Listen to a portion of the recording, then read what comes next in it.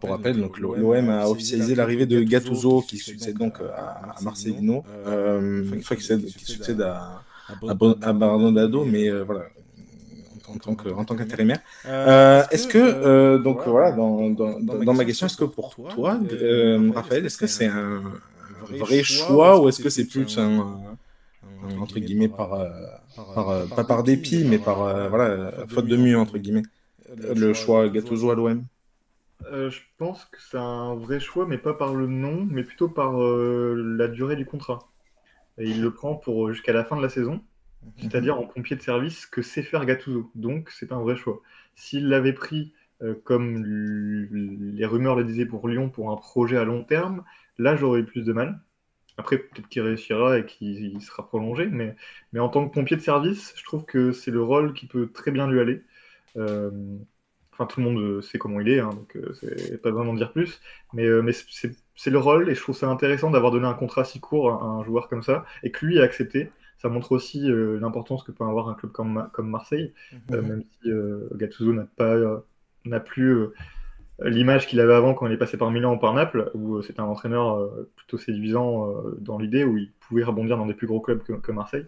Mais je trouve que c'est un choix intéressant par ce biais-là. Ok, toi, t'en parlais tout à l'heure donc, de sa conférence de presse, David. Est-ce que plus globalement, en plus de sa conférence de presse, est-ce que ce choix te convainc, entre guillemets? Oui, bah surtout ce que j'ai appris dans sa conférence de presse, c'est très, très, très simplement, c'est qu'en fait, il a beaucoup discuté durant l'été avec Longoria. Donc, c'était vraiment, en gros, Longoria hésitait entre Marcelino et lui. Manifestement, il avait choisi Marcelino et c'était son deuxième choix. Et donc là, évidemment, dans une situation en plus de crise, le deuxième choix qui est devenu un premier choix évident aux yeux de Longoria. Et de ce point de vue-là, je rejoins Raph sur le côté pompier de service, c'est vraiment là où il est le plus fort. Mais moi, j'ai été aussi séduit par le discours. Alors, le discours, ça veut rien dire, hein, il n'y a que le terrain qui va parler, mais ça a commencé par une défaite à Monaco, donc pour l'instant, le terrain ne parle pas. Mais le discours, j'ai bien aimé. C'est-à-dire que Gattuso, enfin, égoïstement, je me suis dit, on va se régaler. Nous, journalistes, on va se régaler avec Gattuso, Ah, en ben, c'est plus de sûr. Luis Enrique, en plus de tous ces super entraîneurs étrangers qui sont arrivés cette saison en Ligue 1, à 18 heures à Monaco, Farioli à Nice, ce genre de profil-là. Là, on va avoir en plus Gattuso à Marseille. Voilà, j'imagine que le prochain Classico PSG-OM, OM-PSG, donc ce sera Marseille le prochain, on va pouvoir encore avoir du teasing d'avant-match un peu épicé, quoi. C'est clair. C'est un gars qui, C'est un voilà, qui a une sorte de showman. formule, showman, et puis qui a eu des références que je trouve vraiment des clins d'œil que je trouve vraiment très intelligents vis-à-vis du public marseillais dans sa conférence de presse lorsqu'il évoque le tapis, l'OM de tapis, l'OM qui a fait rêver tout le monde, etc. Et il a fait plusieurs clins d'œil appuyés à ce grand OM-là. Et en plus, il est d'autant plus légitimement parlé qu'il faisait référence aux grandes confrontations avec l'AC Milan, qui était son club. Donc, c'était voilà, j'ai bien aimé. Ça m'a fait plaisir que Gattuso débarque en Ligue 1, alors dans un contexte très difficile pour lui et très difficile pour Marseille, mais égoïstement, en tant que spectateur et commentateur de la Ligue 1, je me suis dit, c'est chouette, ça renforce encore l'attrait de la Ligue 1 et le côté entertainment de notre championnat. Du championnat. Greg, par rapport donc justement à sa conférence de presse, il a aussi il n'a pas hésité à dire que voilà que l'OM c'était voilà c'était un public très chaud, mais que ben entre guillemets, enfin il n'a pas hésité à dire qu'il en a vu d'autres un peu, donc pour voilà, expliquer qu'il n'a pas peur. Voilà, quand on est passé par Naples, je pense que ouais c'est à mon avis c'est sûrement le voilà, le truc le plus bouillant donc non, ouais, toi, il te convainc, c'est pareil, Gattuso, est-ce que tu es plus, entre guillemets, mitigé, toi, en plus, enfin, on l'a rappelé, donc avant Grosso à l'OL, Gattuso a fait partie comment dire, des choix évoqués pour succéder à Laurent Blanc. Oui, il était dans les petits papiers. Bon, soi-disant, il était proche. John Textor le voulait. Finalement, c'est ce qu'on raconte. Hein. Voilà, c'est le fait que John Textor ait vu tous les messages sur Twitter, tout ça, qu'il fallait pas le prendre. Voilà, pour moi, pour l'OL, c'était pas du tout Pardon. un bon choix.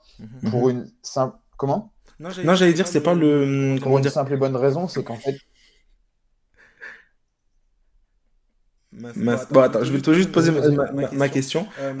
C'était pas par rapport à Mathieu Louis-Jean qui n'a pas été pris, Gattuso, à l'OL? C'est pas parce que c'est lui qui n'a pas été convaincu, moi, c'est ce que j'ai lu. bah, il y avait aussi, mais bon, il y avait beaucoup, Textor est omniprésent sur les réseaux, donc il y avait aussi beaucoup de haters, on va dire, qui n'étaient pas pour Gattuso. Voilà. Mais comme j'ai dit, comparé à Lyon, c'était pas pour moi un bon choix. Voilà, mais à Marseille, je trouve que c'est un bon choix, tout simplement parce qu'en fait, pour moi, il est OM compatible. C'est-à-dire qu'en fait, je pense qu'à Marseille, on doit avoir un entraîneur, un gueulard, quelqu'un qui a un charisme. C'est au-delà de son talent, hein, technique, son schéma de jeu, tout ça. Je pense que c'est quelque chose d'indispensable. On l'avait avec Marcelino, il était trop plat, trop lisse. Et au final, ça n'a pas duré longtemps. Voilà. Donc je pense qu'il est OM compatible. Et la différence avec l'OL, c'est que lui, en fait, si tu veux, pour moi, il n'a pas grand-chose à reprendre. C'est-à-dire que les joueurs, il les a déjà. La mentalité, il l'a. On voit qu'à Marseille, à l'image de Samuel Gigot, par exemple, certains pourraient mourir pour ce maillot, ce qui n'est pas du tout le cas à l'OL. Et donc lui, en fait, c'est exactement un petit peu son profil qu'il avait quand il était joueur, quoi. Au Milan, c'était vraiment, voilà, en Italie, au Milan, c'était quelqu'un qui adorait son équipe, qui donnait tout pour le blason.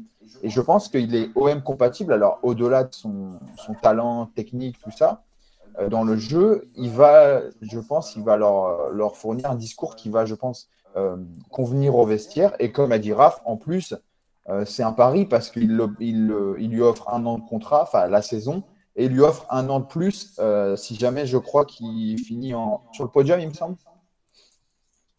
Ou en Ligue des Champions. Je crois que c'est ça la condition que j'avais vue.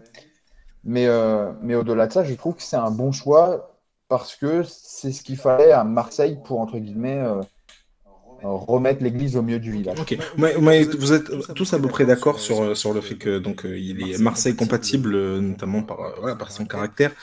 C'est un peu dans la même veine que les Sampaoli, que les Bielsa, même que les Tudor.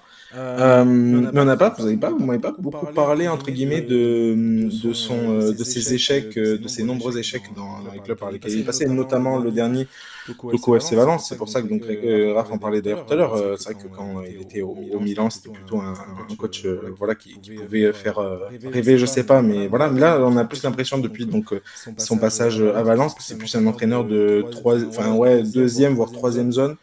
Donc, est-ce que ça vous fait pas un peu peur, ça, ce côté-là? Ouais, il était encore un peu en apprentissage. C'est un jeune entraîneur, hein, et lui-même l'admet. Après, c'est un gros boss.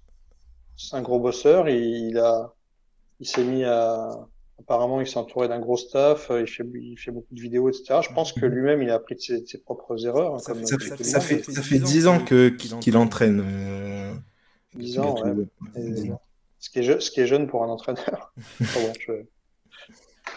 Mais bon, c'est jeune, évidemment, entre guillemets.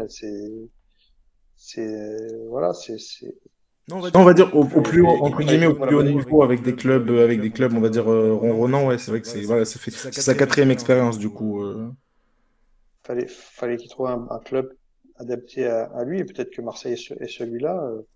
Voilà, techniquement, vraiment, on n'a pas assez de recul pour analyser ce qui va vraiment apporter comme révolution technique à l'OM. Enfin, ce que j'ai cru comprendre, c'est que l'image qu'on a de Gattuso, c'est l'image du joueur, et que le Gattuso entraîneur n'a rien à voir avec le Gattuso joueur. En tout cas, lui s'en défend, et que du coup, il a beaucoup insisté sur le fait qu'il aimait relancer très bas, etc., et faire un jeu très propre.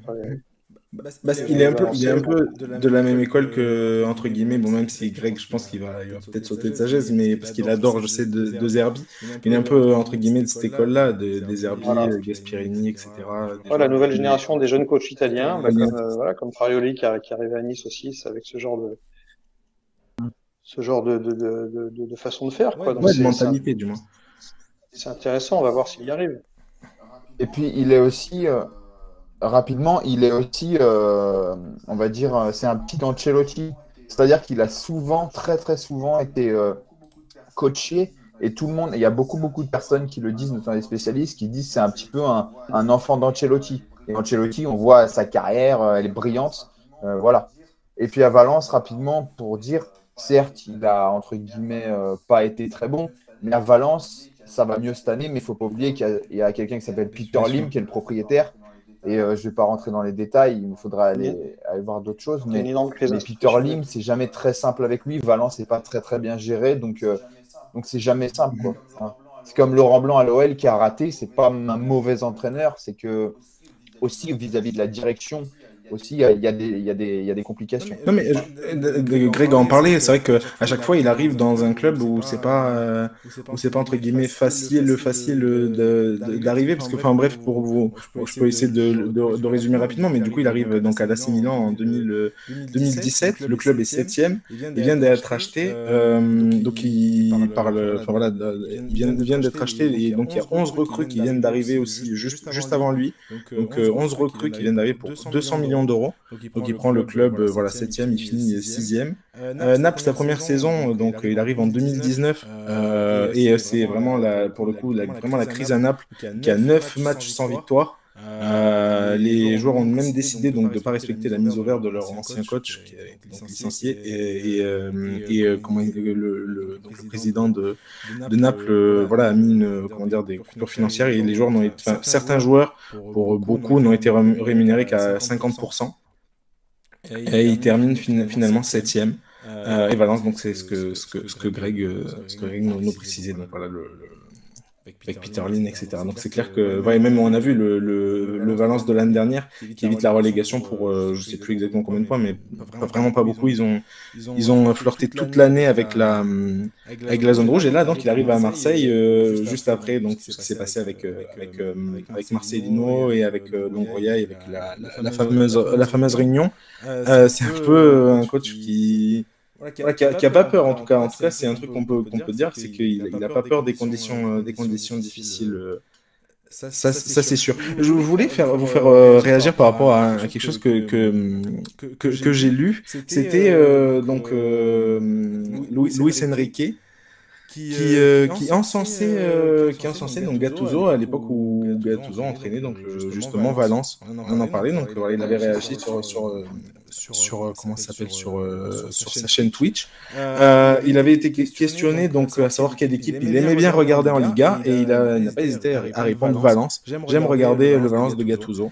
Il vient du football italien, on pourrait penser que c'est un entraîneur défensif, mais c'est tout le contraire. C'est un entraîneur qui a changé la mentalité de ses joueurs, même au sein d'une équipe plus faible que le Real ou le Barça. J'aime voir jouer Valence, ils savent jouer au ballon et attaquer depuis l'arrière, ils peuvent attaquer l'espace avec facilité. J'aime aussi l'énergie de Gattuso, c'est une bête de compétition. Est-ce que justement cette bête de compétition va faire du bien direct à l'OM? Toi, t'en penses quoi, Raph? Est-ce que tu penses qu'il va avoir un effet? Bon, là, on l'a vu contre Monaco sur le point, mais bon, ils prennent une équipe de Monaco qui est enfin voilà, qui enchaîne les performances. Donc, ils sont premiers, Monaco, hein, si je ne me trompe pas, ils ont pris la première place à Brest.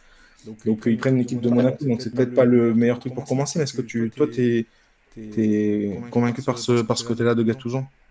Bah oui, bien sûr. C'est ce côté-là, pour moi, qui est intéressant. C'est ce que j'évoquais quand je parlais de pompiers. Ce qui m'embête plus, c'est le fait que chacune de ces équipes se soit essoufflée à un moment donné. Et c'est sa capacité à maintenir une équipe à un certain niveau d'énergie qui m'inquiète plus que le fait de pouvoir relancer une équipe. Il l'a démontré à Naples, où ça a été très bon au début. Il l'a démontré à Milan, où ça a été très bon au début. J'ai juste une petite stat marrante pour toi, Raph, que j'ai trouvé vraiment sympa. Il a gagné une coupe une coupe d'Italie, donc avec Naples, donc 6 ans. Enfin, ils avaient fait donc 6 ans sans gagner de coupe, et donc il en a gagné une avec Naples. Mais au-delà de tout, donc petite curiosité, il quitte Naples donc en 2019, et il quitte l'AC Milan en 2019, et en 2021 donc l'AC Milan est champion d'Italie. Voilà. Il quitte Naples en 2020, donc vous pouvez venir. Naples les champions en 2022. Bon, loin de moi l'idée de dire que c'est entre guillemets, voilà, celui qui bâtit le projet entre guillemets, mais c'est peut-être celui qui met les premières pierres. Et peut-être c'est un entraîneur entre guillemets de transition et qui va faire un bien fou pour modeler entre guillemets ce groupe pour que quelqu'un prenne la suite. Et peut-être on verra l'OM champion, donc c'est 2025 peut-être. En tout cas, ce qui est sûr, c'est qu'il transmet des valeurs à ses joueurs. Ça, c'est sûr. De travail et d'ébauche d'énergie. Ça, c'est les premières choses qu'on a vues déjà contre Monaco. C'est qu'il donne envie à ses joueurs de se battre. Donc forcément, derrière, peut-être que c'est plus simple d'avoir des joueurs qui mentalement étaient prêts à faire ça avec un coach pour derrière bâtir un projet peut-être plus fin dans le jeu. En tout cas, c'est possible. Après, difficile d'en tirer une vraie conclusion. C'est plutôt une statistique marrante qu'un véritable enseignement. Mais écoute, peut-être que Longoria, il l'a regardé et puis il veut bâtir là-dessus. Ouais. Peut-être si on veut faire une synthèse, qu'il est précisément la synthèse entre Tudor et Marcelino. C'est-à-dire, Tudor, c'était la défense individuelle, tout à l'énergie pendant 90 minutes, tout au mental. Marcelino, c'était un plan de jeu avec un jeu à l'espagnol, ça n'a pas marché du tout. Un peu chiant. Peut-être qu'il est la synthèse entre ces deux réalités-là qui va faire jouer l'équipe, la faire travailler et avoir un schéma de jeu ambitieux et en même temps le tout dans un fighting spirit semblable à celui de l'époque Tudor. C'est en tout cas tout ce qu'on leur souhaite à l'OM pour cette saison. On avait fait les pronos donc c'était avec Greg et Nico, les pronos de notre cher Ligue 1. On avait alors avec Greg, je crois qu'on avait mis Marseille deuxième et Nico les voyait champions de France. Voilà. Haut la main. Haut la main, très haut la main, il nous l'avait clairement dit, donc haut la main avec Aubameyang meilleur buteur. Puisque tu me parles de Nico, je vais me permettre un petit tacle, une petite balle perdue. C'est que la semaine dernière, on avait eu le débat sur le PSG-OM où j'avais dit est-ce que quand même t'as pas vu une différence de niveau entre le PSG qui met 4-0 l'OM et l'OM? Il dit non, pas du tout. L'OM a mal joué, mais ils sont il n'y a pas tant d'écart que ça, ils sont au même niveau que Paris. Gattuso, lui, on lui a posé la même question. Il a dit le match, il aurait pu finir à 10 ou 11-0 pour le PSG. Voilà. Ça l'a dépassé. S'il nous écoute, Nico, bon, on l'embrasse quand même, mais s'il nous écoute, voilà, ça l'a dépassé. Non, mais voilà, par rapport du coup, justement à ces pronos, est-ce que toi, Greg, tu les revois un peu à la baisse avec tout ce qui se passe, ou non, tu maintiens que l'OM est la deuxième force du championnat de Ligue 1? Non, je vais maintenir, voilà. Avec Marcelino, c'était pas ouf, voilà, mais non, je vais maintenir parce que comme j'ai dit, ils ont fait un gros recrutement, ils ont gardé des joueurs importants, ils ont une ossature aussi, si ce n'est avec l'entraîneur très bien, mais avec l'équipe, il y a une ossature, il y a quand même des joueurs qui étaient là l'an dernier, notamment défensivement, comme je l'ai dit. Voilà, donc non, je les vois toujours deuxième du championnat. Je pense que Paris est largement au-dessus, hein, je confirme ça, mais en tout cas, ouais, je le vois se battre avec Monaco pour la deuxième ou troisième place. Ok. Vous le rejoignez plutôt, Greg, Raphaël, David, vous en pensez quoi? Toujours deuxième, troisième, l'OM? Moi, je vois Marseille aux alentours du podium, mais je vois aussi Monaco jouer le titre, et je vois Lille. Alors voilà, je vais faire plaisir à Raph, ça c'est une balle perdue à l'envers. Je sais pas comment on appelle ça. Une balle gagnée, du coup, hein, quelque part. Ouais. Une balle gagnée. C'est que moi, je trouve que Lille, c'est une des équipes qui joue le mieux au football en Ligue 1 et que je vois Lille sur le podium, ce serait ma grosse surprise de l'année. Et Marseille, avec Aubameyang, Kondogbia, c'est quand même un énorme recrutement. Ça, c'est obligé de jouer le podium, évidemment. Ok. Évidemment. Et pareil, tu rejoins Raphaël, qu'est-ce que tu en penses? Pas sur Lille, mais sur l'OM. Sur l'OM, ils vont jouer le podium. De toute façon, c'est leurs ambitions. Ils ont un effectif pour ça. Pour ça. Donc après, s'ils l'ont pas, c'est carrément un échec. Donc ils vont se battre pour. Maintenant, est-ce qu'ils vont y arriver? C'est compliqué, mais l'importance pour eux, comme ça l'est aussi pour Lens, qu'on n'a pas évoqué à ce niveau-là, c'est que c'est un championnat avec moins de clubs. Et donc tout est plus resserré. Je l'ai constaté avec la victoire de Lille ce week-end où mardi on avait tous peur, on semblait si loin et il a suffi d'une victoire pour être à 3 points du leader, donc tout peut se passer dans un championnat aussi resserré et en Bundesliga on le voit très bien.